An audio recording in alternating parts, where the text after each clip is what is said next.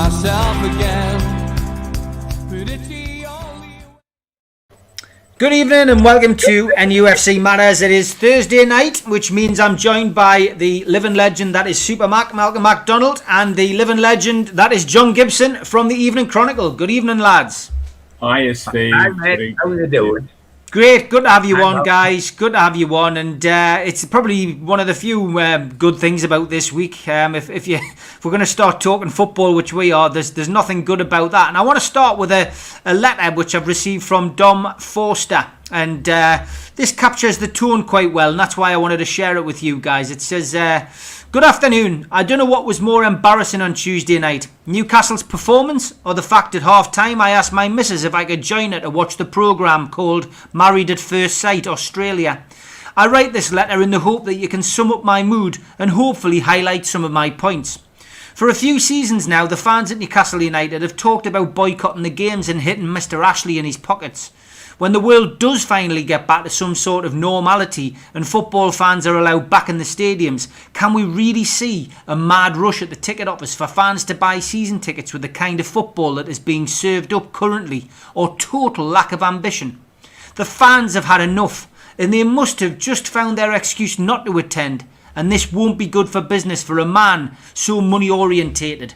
And he better hope that any sort of a takeover happens sooner rather than later, because an empty St James's Park in the Championship could be catastrophic. The often lazy journalism or punditry over the last few years from those in the game who have labelled Newcastle fans as deluded or hysterical because they have apparently believed we want a challenge for the league title or the Champions League spot is the biggest load of nonsense. I haven't met one fan in the last 15 or so years who thinks like that. All they want from Newcastle United is for a club to compete. What is wrong with wanting your football team to compete against a Championship side's reserves in the quarter-final of the Cup? Or that a Premiership side, or against a Premiership side who's gone 17 games without a win? And Newcastle actually being second favourites with the bookmakers. That says it all where Newcastle United are right now, and the fans know this. The experienced manager, Steve Bruce. As a player, Steve Bruce won nearly everything in the domestic game and was one of the best defenders this country produced, and for that alone deserves the utmost respect as a player. As a manager though, I'm not sure what experience he brings to the club. He's been a manager for nearly 23 years, but at the same time managed 11 teams, on averaging just lasting about 2 seasons at any one club, winning diddly squat. Can someone please tell me what this experience is that he's bringing to the table? The Benitez versus Bruce debate. Both very different people and managers, but let's be honest, with Rafa, the fans knew the plan. No, we weren't good to watch and would often surrender up possession or attacking football, but you knew there was a game plan, even if it wasn't pretty. Rafa coached these so-called not good enough players through a game, and in the last 6 months of his management of the club actually started to see an improvement in the attacking third. Bruce needs some help in the coaching department and needs to freshen things up. It's the most lazy and obvious thing throughout the team that these players only know one way of playing. That's his job to change it and put his stamp on the team, or get people around him and help him to do this. But again, the fans have moved on from this debate. It seems only the people in the media bring this up now and again, as we fans would love nothing else but a fellow Geordie take Newcastle forward. But right now, this club is going backwards. The players. Where are the players hiding? And the interviews asking what is going on. Carl Darlow, who seems the only one lately with any credentials, seems to be getting rolled out for the press duties after games. Where is our captain? Who is even our captain when Jamal Lascelles is unavailable? We know talk is cheap, but at least it would give the fans a glimpse of what is going on. And are the players themselves happy with what's going on the field?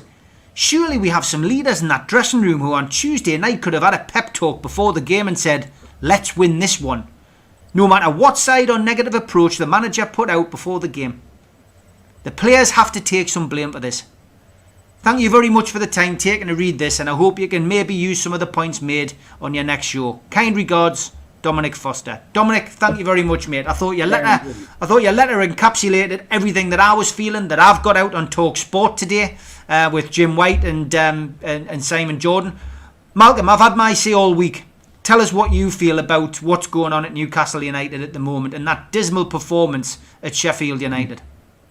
I think that watching the mood of the players against Sheffield United, I got the feeling that players were disinterested in playing a game of football.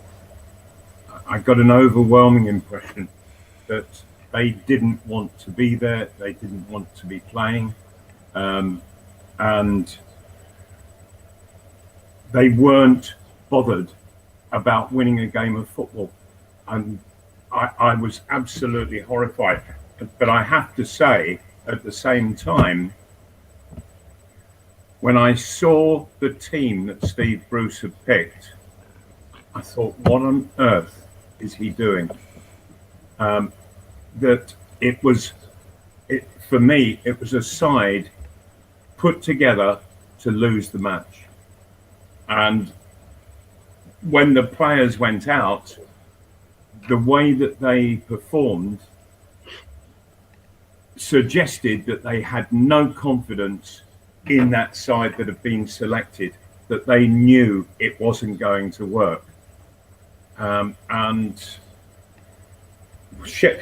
Newcastle United made Sheffield United look like a top club, not a bottom club. Newcastle United were out footballed, they were out skilled, they were out thought. Everything was so wrong, and if I was the manager of a performance like that, I would seriously be looking at myself and not coming out with platitudes when interviewed. That even further annoyed me. I was absolutely horrified by what I witnessed against Sheffield United. John, you've covered Newcastle for many, many years, and you've seen relegations like I have as a supporter. This team is on the verge of going down if it continues in the same form. Mm.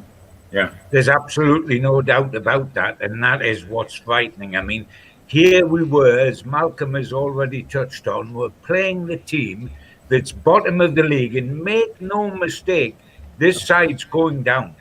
Regardless of them beating Newcastle, they're so far adrift, this Sheffield United side will be relegated.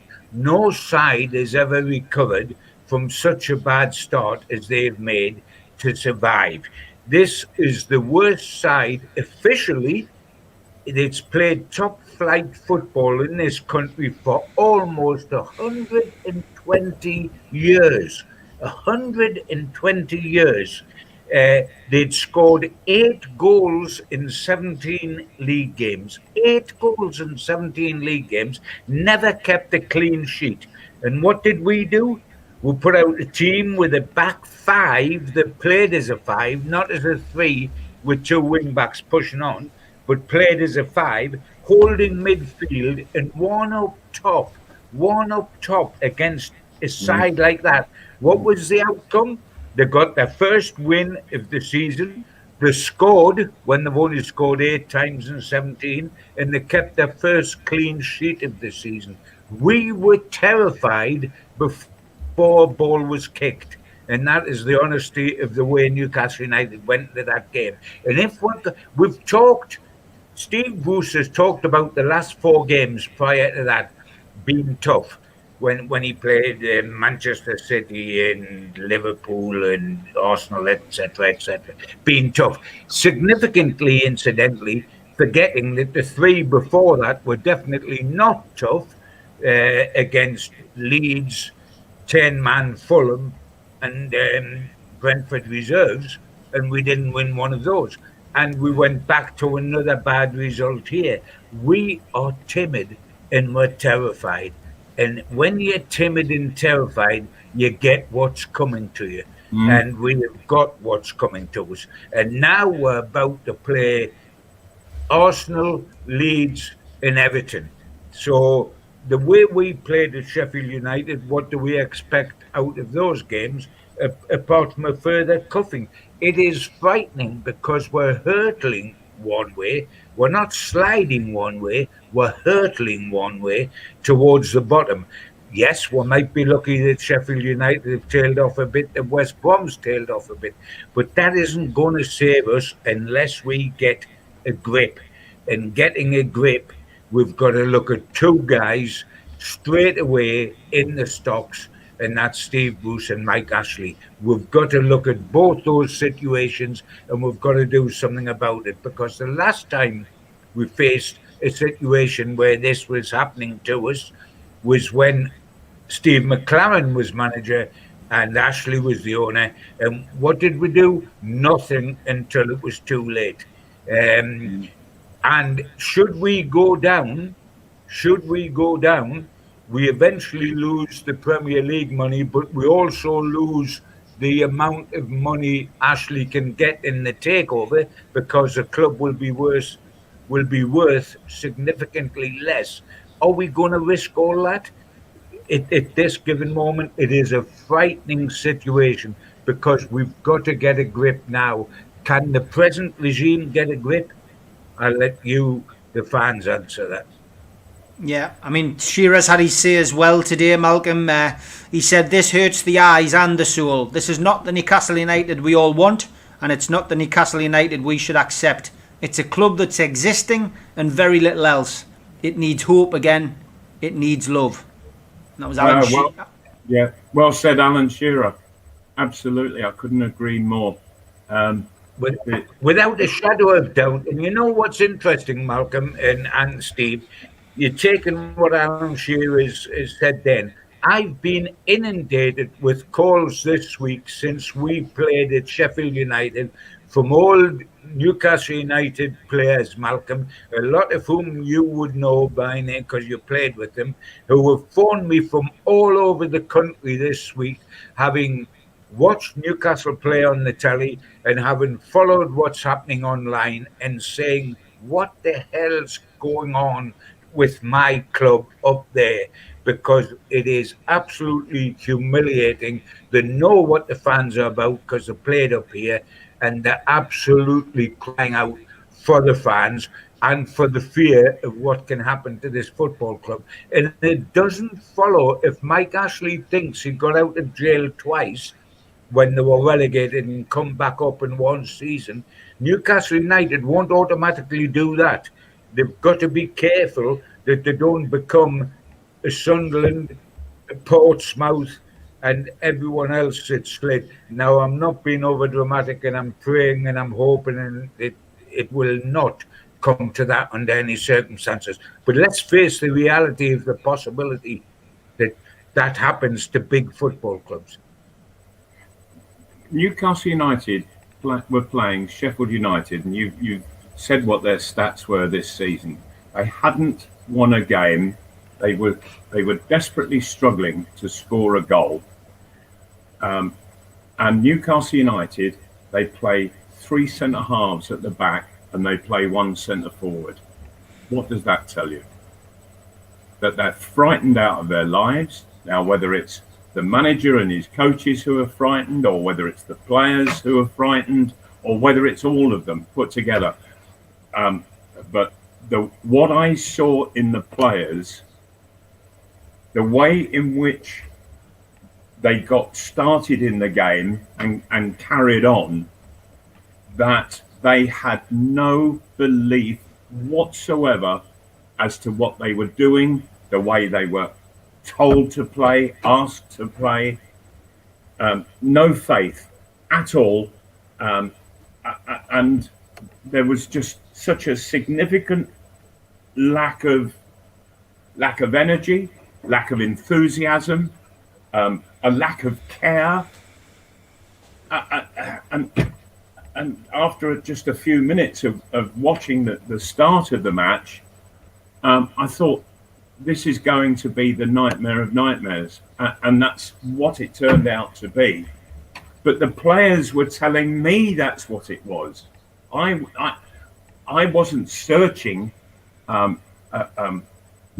with regards to it. It was just coming through my television screen from the players.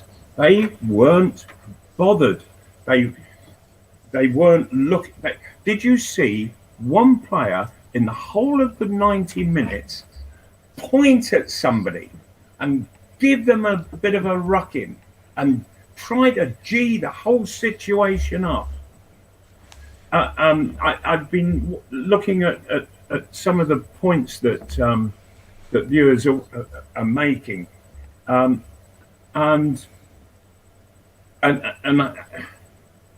I'm seeing more common sense coming out of all of these comments than I'm getting from the interviews that Steve Bruce does. You know, he's not making a lot of sense. Do you hear him making sense, John? No, it's an absolutely brilliant point. I'm getting stunned, Malcolm, by the more and more what we're hearing. For example, and Steve will know this as well, on the eve of us going to Sheffield United, Steve Bruce come out and said, they are a very good side and we are going to have to be our very best to beat them. They lost 15 out of 17 and they're a very good side. And we'll have to beat our very best, which the next night will prove we weren't, of course. I mean, how absurd is that? Then he was asked at the same time, Malcolm, about the transfer window being open and whether Newcastle United might need more goals. And he said, no, we've spent a lot of money up front. So we're okay there. We're okay in attack where we've scored one goal now in almost 10 hours of football, but we're okay. We shouldn't worry about that, guys, because we're okay. And we shouldn't worry about the defeat at Sheffield United either, because they are a good side. Well, and also, John, the team selection was that he had one forward on the pitch and three on the bench. Oh, what's that absolutely. Absolutely. And by the way, may I mention, Malcolm, here, and we'll get on to the team eventually, no doubt Steve will be bringing it up, but can you tell me, when we're in such need of goals, and I'm not suggesting we've got the best squad in the world, because infinitely we have not, but we're so short of goals, and we've got a fella called Dwight Gayle who back on the 12th of December come on and scored the winning goal to beat West Brom, which is the last time we won, and he hasn't started a game since. He hasn't started. We have played over 700 minutes of football since then, and he's played 70 of them as a sub in the last quarter of an hour. Now, I'm not saying he's the answer, but we've played Joe Linton, we've played Carroll, we've played this guy, that guy, and the other guy. Yet, talking about amazing quotes, Malcolm, and contradictory quotes as we have, when asked about Dwight Gayle, Steve Bruce has come out and said repeatedly, this is a guy that I rate so highly, I've tried to sign him 3 times when I've been managers of other clubs. And another quote, I want him to have a contract at the end of the season. If he is so rated by the manager, how, when we're desperate for goals, does he never, ever get a start? Steve Bruce is saying one thing and doing the other. It's baffling, Malcolm. Yeah. It's got to speak of two things. That it's either contractual, he gets paid more, or he gets an increase in his contract if he plays a certain amount of games, or he's leaving in the transfer window. It can only be one of those two things, because he's clearly fully fit. He wants to play, or there's an attitude with him, and you know there's something going on in the dressing room. I'll read you a few stats, Mal, before you come back in, just to depress you even further. Newcastle's average possession this season in the Premier League, 37.9%. We've had no games over 50%. The highest was 49% against Fulham, where we played against 10 men for the third of the game. The two highest possession games this season have both been in the Carabao Cup against League 2 opposition, Morecambe and Newport. Okay, here's another one. In 67 games that Bruce has managed, he's used 38 different players.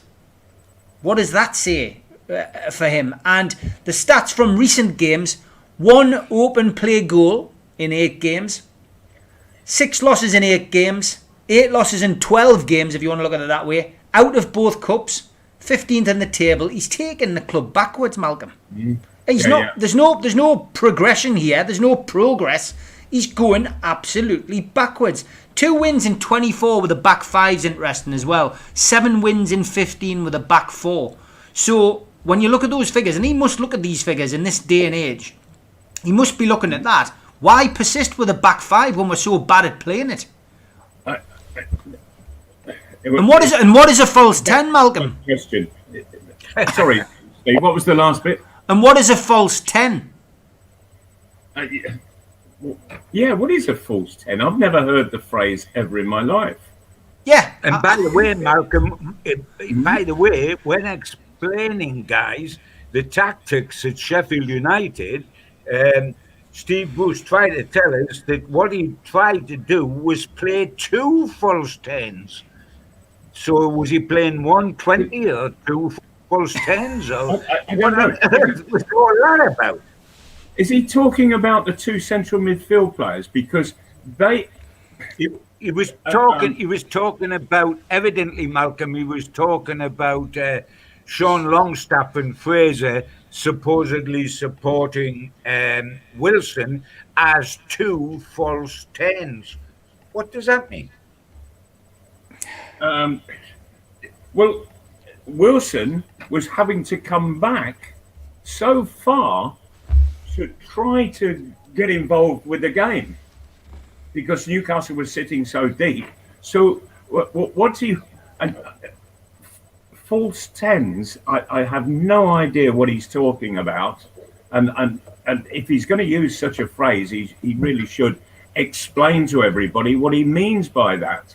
Because I've never heard it before in my life. No, absolutely not, Malcolm. And there's plenty false about the Newcastle United team, but I don't know if they're all false 10. It's a joke.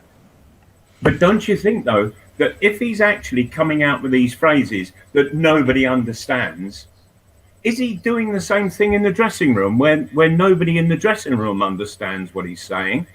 Because that's what they look like when they go out in black and white shirts. They don't look a team. It looks as if one is trying something and the other's doing something entirely different. There's no cohesion between any 2 players on the pitch. And Wilson up front, my word, I feel so sorry for him because he is getting absolute 0 support. 0. And he's a match winner. And if you don't support him, who's going to win the game for you?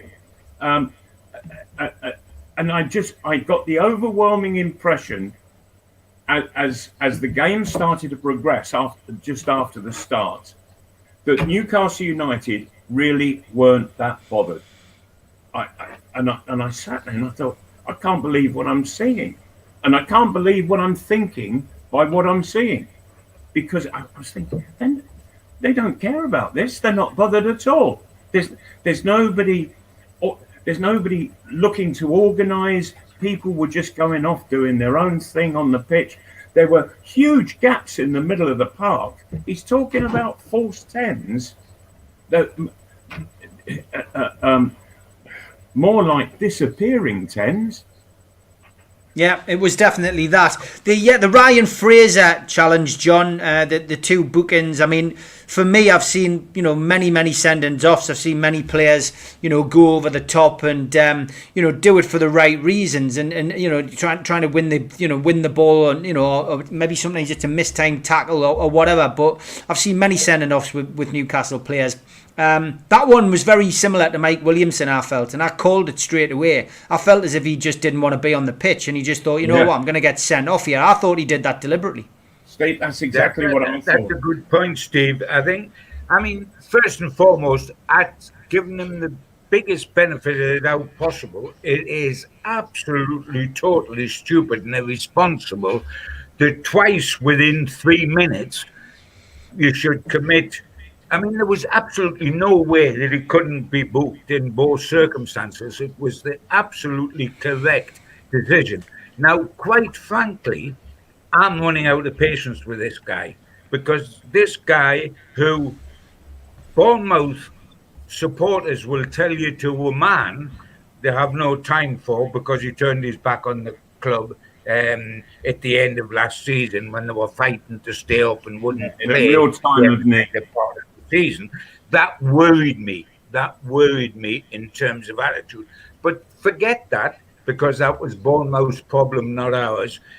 Since he's been here, and he arrived with no injuries whatsoever, although he had not played for a while. He has been nothing but injured. That was about his third start, perhaps, in the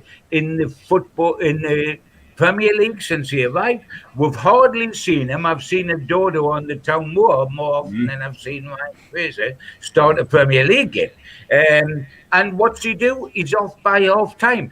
Also, by the way, before Steve Bruce or anybody else makes the excuse that that's why we lost, no, it was not. We were getting outplayed long before Fraser was sent off. It wasn't just because we had 10 men. We were getting well done before the 10 men. But Fraser didn't have help in any way. And I'm just getting sick of looking for excuses for certain people and certain things that happen. Hendrick doesn't cut it with me. Fraser increasingly doesn't cut it with me. These are the people. Lewis has still got a lot to do to justify his signing, as far as I'm concerned. These were the people who, while we had a work in progress, were supposed to be improving Newcastle United.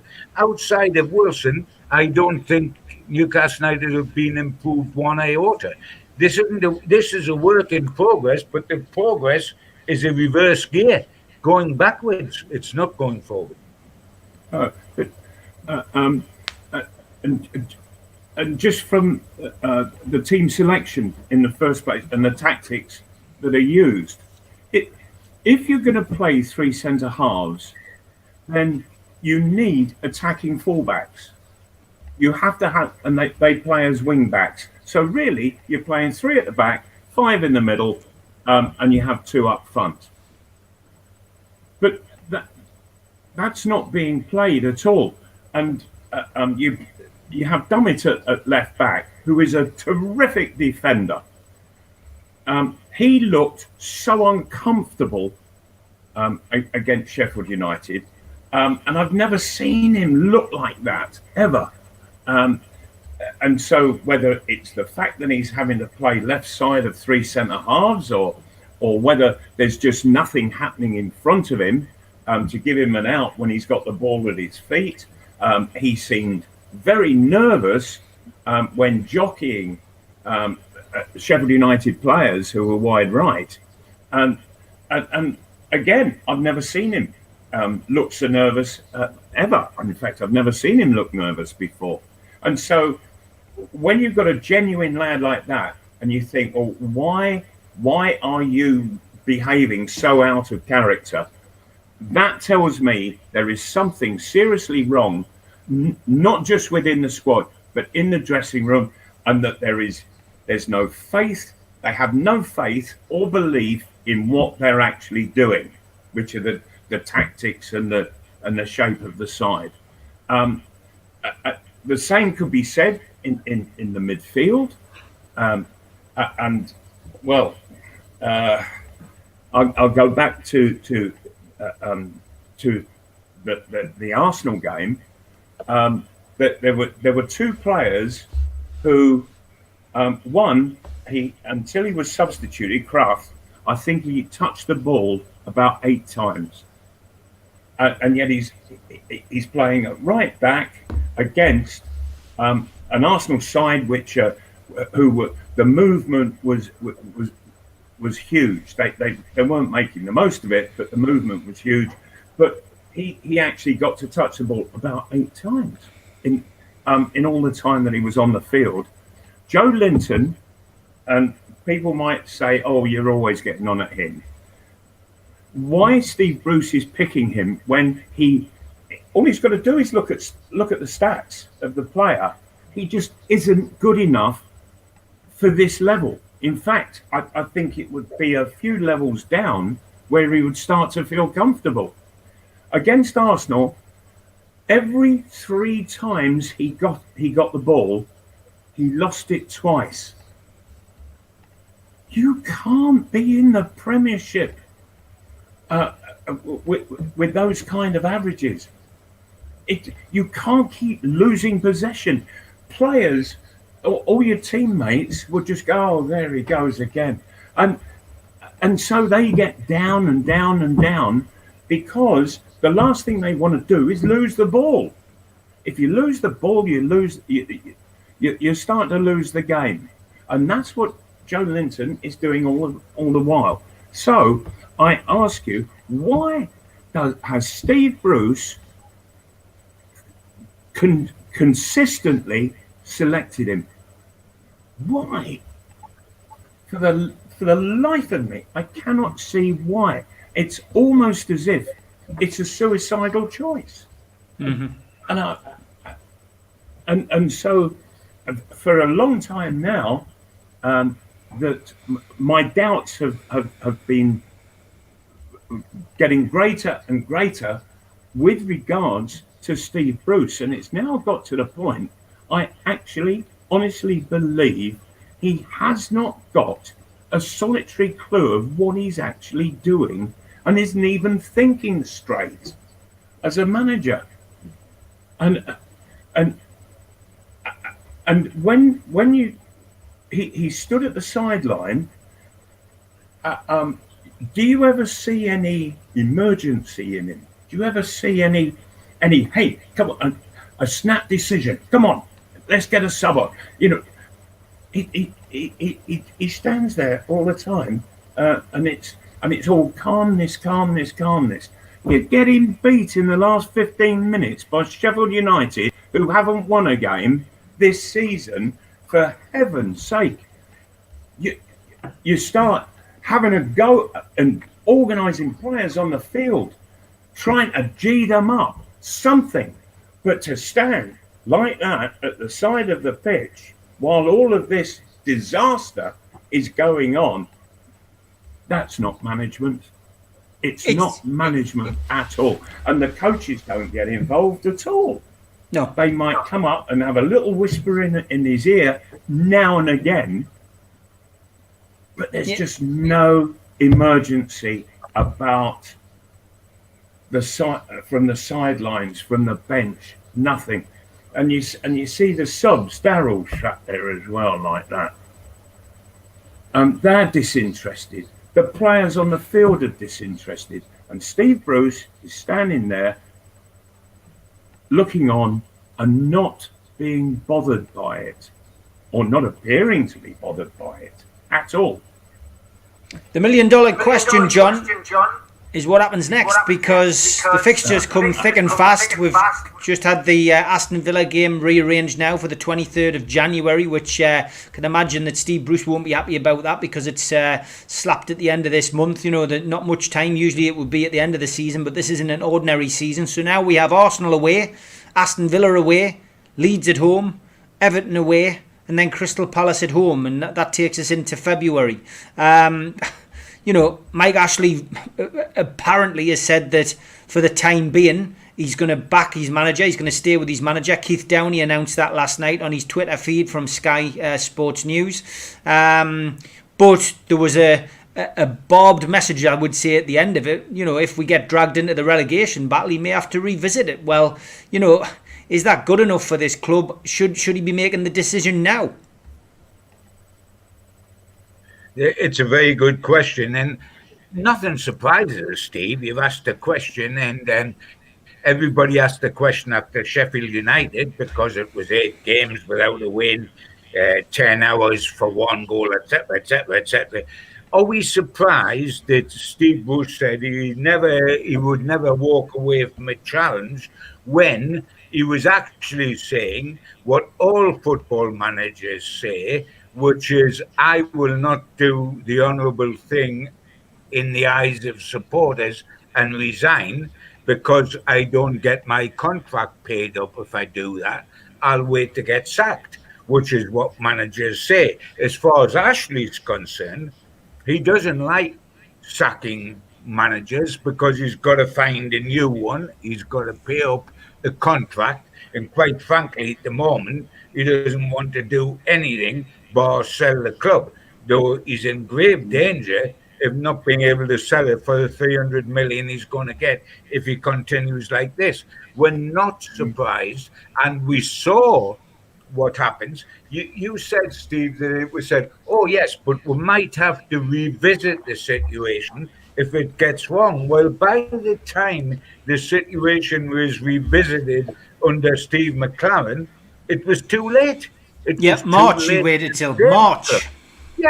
Yeah, which is an absolute nonsense. Now, my great concern is, can we see Steve Bruce being able to turn this round in the dressing room and with the fans?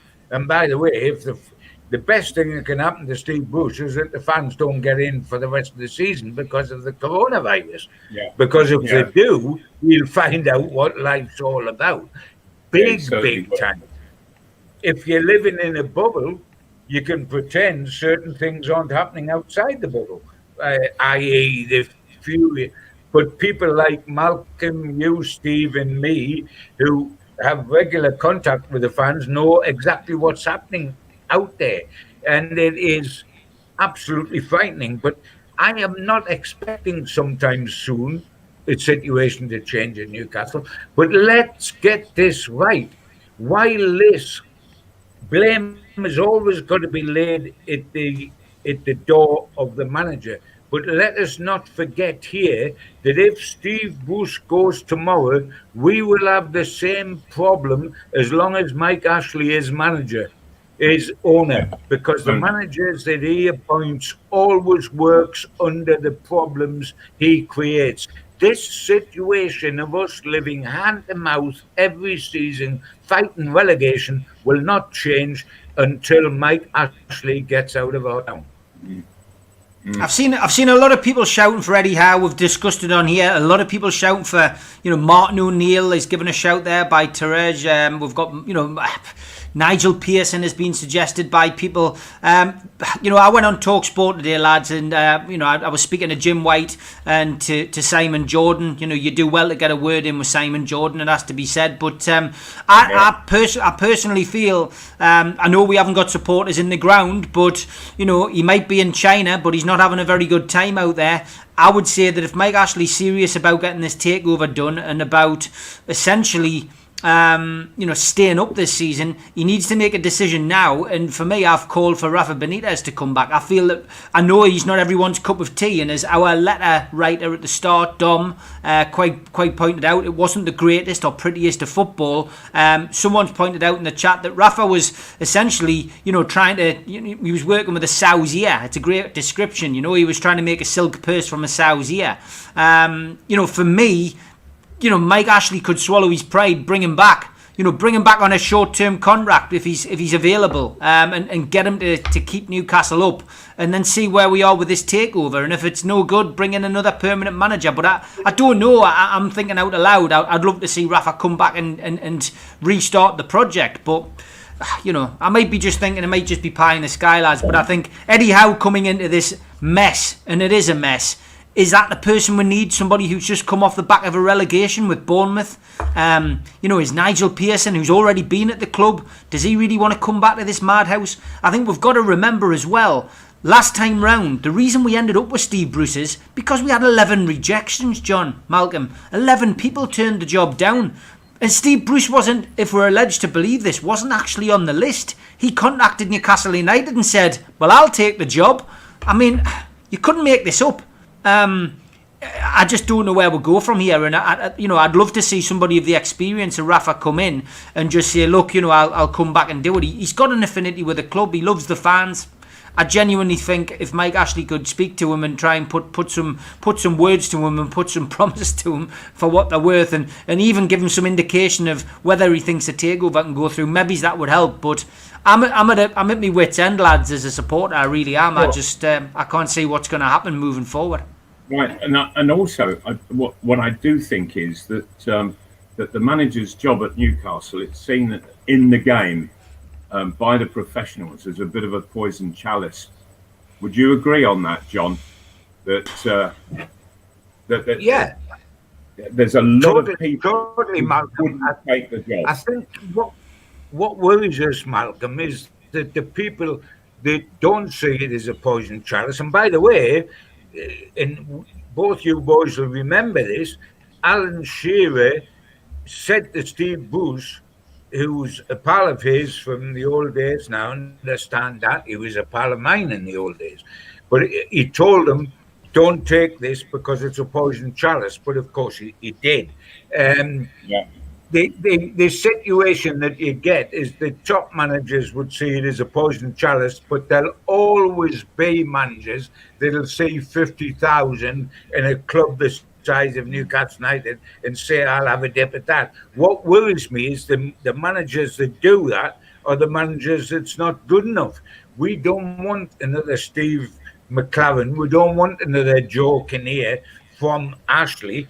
And the situation is, and this is what worries me, Steve, I follow completely what you said about Rafa, absolutely, totally and utterly, but having talked and known privately what the thoughts were within NUFC boardroom about Rafa Benitez, there is absolutely no chance of Mike Ashley going to Rafa Benitez. Yeah. Because you're Absolutely. quite right, Steve. Perhaps he should, but there's absolutely no chance. There's as much chance of him going voluntarily to Rafa as there is him going to Alan Shearer, who I noticed was in the betting today. Bless him, not put there by himself, but in the betting from bookmakers of the next Newcastle manager. There's no chance either of Ashley going for Alan Shearer. I'm not meaning he should. I'm just meaning he won't. And I don't think he would with Rafa. Rafa, I think, could save the situation. He couldn't save it when he come after McLaren because it was far too late. But he brought us up again straight away and kept us up. It is a real problem, Steve, because if Bruce went now, who does he go?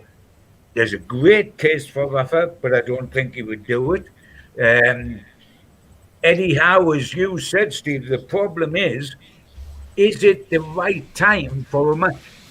Eddie Howe's got things about him, like he plays attractive football, etc., etc., etc. He knows Wilson, he knows Ryan Fraser, he might be able to win the dressing room and get things to happen. But we've also got to remember that he's relatively young in his experience. He's been successful at Bournemouth, but the smallest club that was in the Premier League then, with the smallest attendances, 10,000. Once he stood out of that comfort scene and went to Burnley, it didn't work big time. And I think as a parachute saver for the rest of the season, that would be the wrong decision. The right credentials, the wrong decision. It is an absolute nightmare to look at who you would bring in this season to save Newcastle United. But it might be a bigger nightmare not to try. I think Ryan Fraser would dread Eddie Howe coming in because the relationship between them was far from pleasant when he when he left. He went on strike. I think you're right though, John. Go on, Mal. Yeah. What I was going to say was that if there is a change to be made, there's no use waiting like they did when Alan Shearer was appointed. Alan Shearer finished up with 5 games left in the season, and the whole thing was an absolute farce. And there was no way that he could be blamed. He was blamed. And probably he'll never get a manager's job in the game ever again. If there is to be a change, the change has got to be now, literally in the next few days. And that's why I don't think it will happen, or it won't happen to the absolute benefit of the current Newcastle United side.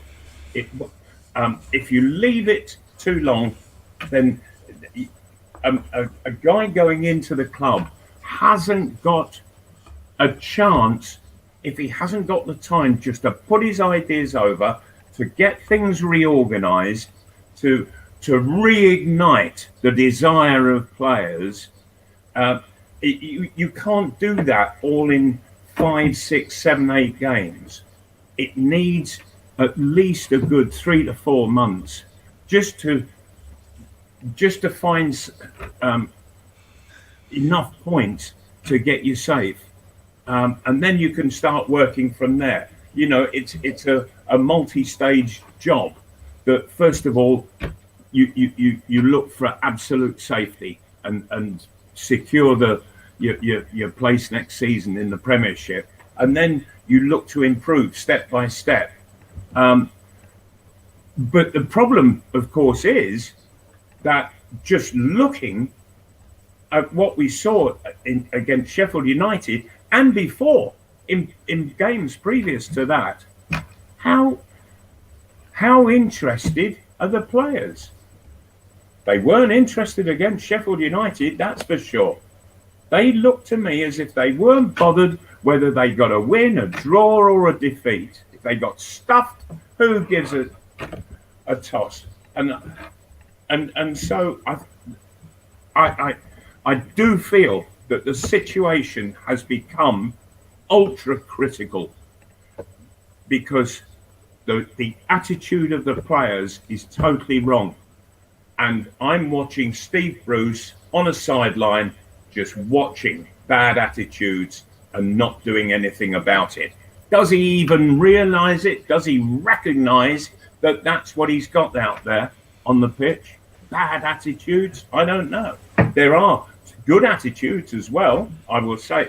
But you can see that Wilson, for one, that he's getting somewhat demoralised. He's having to come out of his natural game, and he's trying to get the team going, and it's not working. Nobody's reacting to him. The midfield against Sheffield United was non-existent, totally non-existent. And Fraser, I don't think he was bothered about getting sent off. He went off, and nothing really changed in the midfield. It was still invisible. And I think, why are you stood on the sidelines watching this nightmare of a shambles and you're not bothered? Steve Bruce didn't seem bothered to me. He's never pointed and said, "Oi," and just said, if I saw him say, "Oi, you're not doing it right. Get it working." But he doesn't. And I think, well, if that's how he is in front of everybody that's watching on the television, then in the dressing room, is he any different? And I can't believe that he is. And so the whole situation has gone down, down, down. To try to pick that up, it will take a monumental effort by a new face. A monumental effort. You've got to turn the whole of the works of every human being that's involved, and it ain't easy. It really isn't easy. I think there are a few players there who ultimately are quite happy to have the money go into their bank, knowing they are not good enough for the job they're being asked to do. They're not good enough for the level that they are playing at. And who brought these players into the club? They should take the responsibility, and in fact, should be got rid of. I'm witnessing Newcastle United not just going out of the Premiership if it continues like this. but they really are going down the pan. Yeah, Barry points out that great quote. This I remember this from Mick Lowes. I just want to get back to it. Here it is. Always remember a quote from Mick Lowes. Once upon a time, we went to the cathedral on the hill to worship. Now it's a graveyard to remember good times and good people. He said that was a year ago. The only difference now is the graveyard gates are closed. So we're not even able to vent our spleen. It's a good point, Barry, and that was very passionate. That from Mick Lowes. Quick one on the sending off that wasn't, or the booking that wasn't, which way you want to look at it. Billy Sharp. It's probably the one thing that Steve Bruce got right in his interview afterwards. I felt that the attack, the challenge on Shaw. Did you think that was a red card? Do you think he should have got booked? You got the yellow card. Do you think he should have been sent off for that, Mal?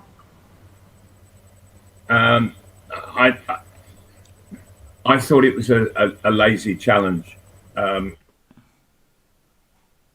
Oh, hey! If you had 1852 in the Malcolm MacDonald disappearing betting stakes, then there he is. He's going to let the dog out. He nearly lasted 2 whole shows in a row.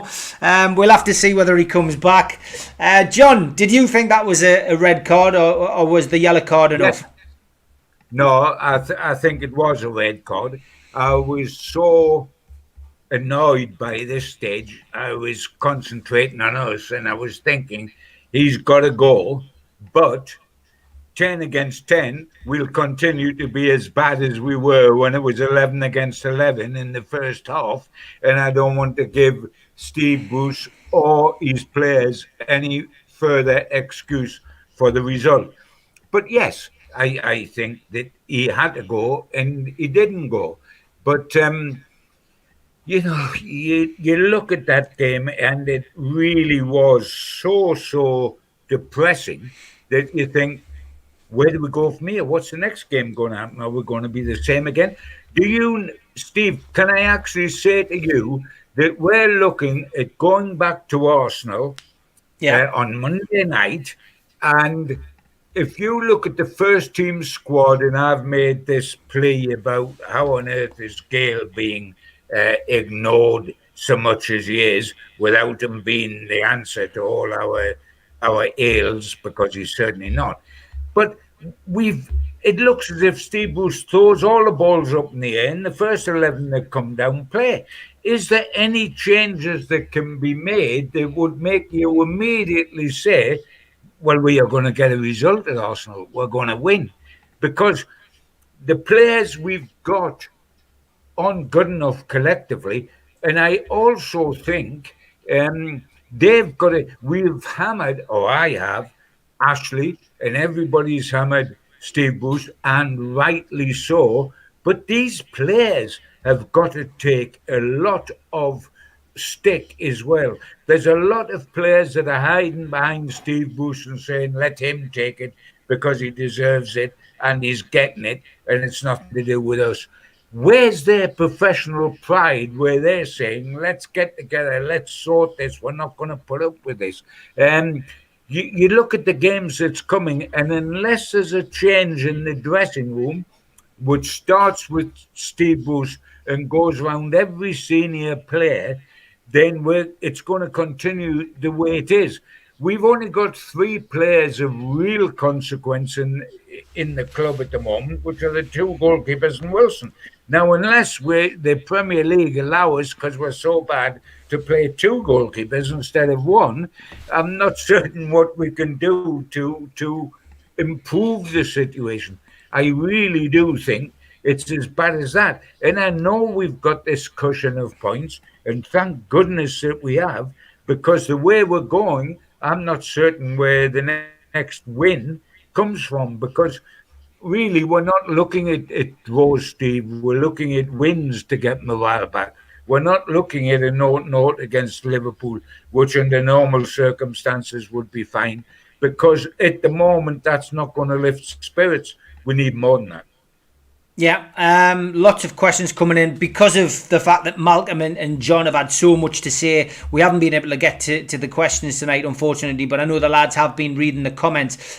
Before we finish off on our last couple of points, I do want to thank the sponsors. As always, this month we are sponsored for the StreamYard application by these guys at the Old Coach House Distillery.co.uk, world's first alcohol-free distillery. If you want to try some, visit their website and enter the code OCHD to claim your introductory 10% discount and get the most out of your mindful dry January. Also a big thank you to John at qtechshop.co.uk, the makers of pool tables and snooker tables in Wallsend and Newcastle, and other things as well, including our t-shirts, the NUFC Matters t-shirts, which you can buy from newcastlelegends.com. You can also get your Supermac mug or t-shirts at the same website, newcastlelegends.com. And we do want to thank everybody who bid for the Malcolm MacDonald t-shirt last week, of course, which raised £100 for the food bank, John. So that was fantastic. Absolutely, the Who Let the Dogs. brilliant. So we're up to £1,704 now in money raised from those t-shirts, which John at Q-Tech has been making. So that is very well received, and thank you everybody for doing that. So looking ahead to Arsenal, John, you've already touched on it. I mean, it's out of the frying pan and into the fire. It's a big match. Every match is a big match at the moment, especially with our league position. What would you change, John, in that team? Well, you want to change everything, don't you? But there's only limited things we can do. First and foremost, I would change the formation and I would change the tactics. It's Arsenal, which is a lot harder than Sheffield United. But if we don't start having a crack at these matches, we're going to get nowhere.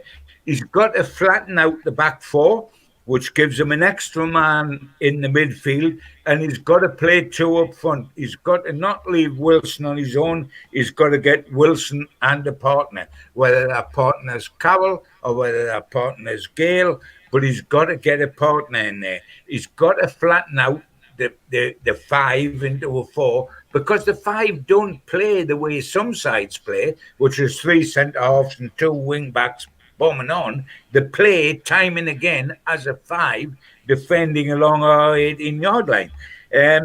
We've got to change. But while I've talked and banged on about the lack of goals up front, and that's phenomenal, what also worries me, Steve, is that in midfield, in centre midfield, we lack legs, we lack drive, we lack vision. The centre midfield players playing blinkers. They're one-paced. We don't get up the park quickly or back. That is a desperate problem for us. And, we're getting to the stage in life where I look at this kid, Elliot Anderson, that went on in the Cup at Arsenal. I was impressed. I was impressed.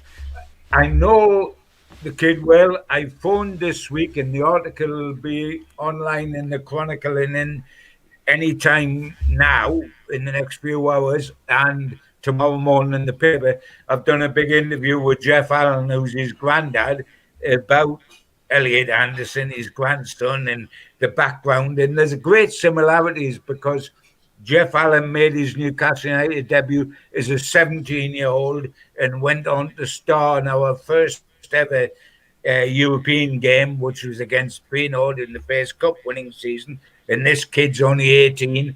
And what I liked about him, apart from he wants to play, two things: he glides over the surface. I think if you looked at the pitch when he's playing, there's no footprints, Steve. He's glided. Yeah, he's glided over the surface.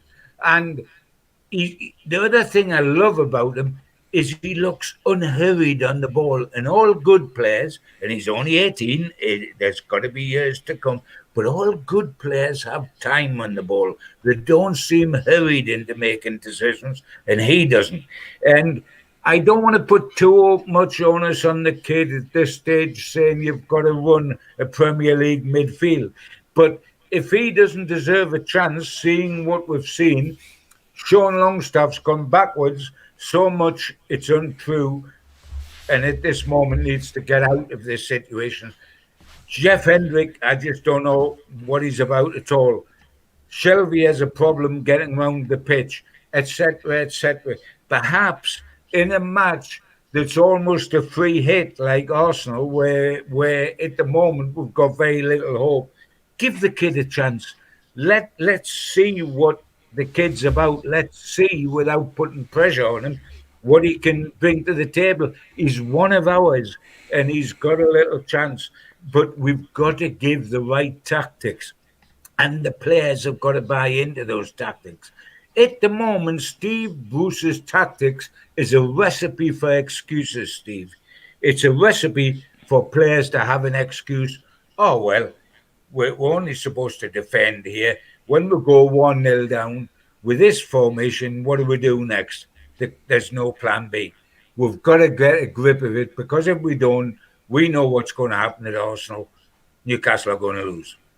Yep. Yeah, I agree. I would also add Matty Longstaff to that, John. The kid's never done a thing wrong. He's struggled to get back into the team after we fought to keep him at the club, and we covered this last week. Why on earth wasn't he playing against Sheffield United? We had Isaac Hayden and him to play alongside each other. That would have done, and bunk somebody up front. But Dwight Gayle, Miggy Almiron, even Ryan Fraser alongside Wilson. Go 4-4-2. Go for it. But 5 at the back. Oh, we're 10 behind the ball against Sheffield United. I'm still foaming, and it's Thursday. Yeah, you're absolutely right. And you're right about Matty. I mean, Matty came in out of the blue, did well against top quality sides, and then all of a sudden in the last couple of games, we don't see him whatsoever. We didn't see him, if you remember, Steve. I've talked about the treatment of Dwight Gayle. What is behind Dwight Gayle? What is behind what happened to Matty Longstaff at the end of last season before he got his contract? It looked as if he was leaving the club, so he was ignored, and then he got a contract. It looks as if Dwight Gayle may be leaving the club, so he's ignored. This is not a way of keeping players. This is not a way of progressing Newcastle United. I don't know what's happened with Matty Longstaff. And I'm pretty damn certain that he won't know either. It is frightening. And what worries me is that, when you look at a river and the tide goes only one way, and you think, when is that going to change? That's what's happening with us at the moment, isn't it? The tide is only going one way. And please, God, will somebody listen to 50,000 voices that are saying, please do something now before it's too late. I think that's a perfect place to leave it. Unfortunately, Malcolm's internet played up and we didn't get him back. But rest assured, Malcolm will be back on next week, and we'll be looking back at the Malcolm MacDonald Derby Part 2. This time the Premier League, Newcastle against Arsenal at the weekend. And Dave, cheer up, he says. We're all with you. I am happy, mate. I'm just, whenever I talk about Newcastle, I'm frustrated, mate. But I tell you what, I'm very happy and very pleased that we at least get a chance to vent our spleen, me, John and Malcolm, because we miss each other's company at the events that we tend to do year in, year out, and look forward to getting back to it. But it's nice that we have this once a week to at least make sure that our voice gets heard and our message gets put across. John, as always, absolute pleasure to have you on again, mate, and you stay safe and look forward to speaking to you next week. Same to you, Steve, and all the best to the fans listening. Let's keep the faith. We've got to cling in there, even if we're fingernails are bitten down to the core. All the best to everyone. God bless. Thanks, John. Tomorrow I'm back at 6 o'clock with the three amigos. It's the cult, as we've been referred to on more than one occasion, and that isn't a spelling mistake. But yes, me, Steve Hasty, and Neil Mitchell will be joined again briefly tomorrow by Keith Patterson, who's going to give us an NCSL update. And don't forget, on Sunday, I will be quizzing 3 members of the Newcastle United Supporters Trust panel. The new chair, Greg, will be joining me along with Adam and Mark. So looking forward to getting the NUST on. They've just put their latest statement out. They've had a little meeting with the club so we can discuss that. So looking forward to getting those guys on and having a chat with them. But I'll be back tomorrow night at 6 o'clock with Steve Hasty and with Neil Mitchell for the Three Amigos. So until then, take care, and whatever you're doing tonight, enjoy it and stay safe. Take care. Bye-bye.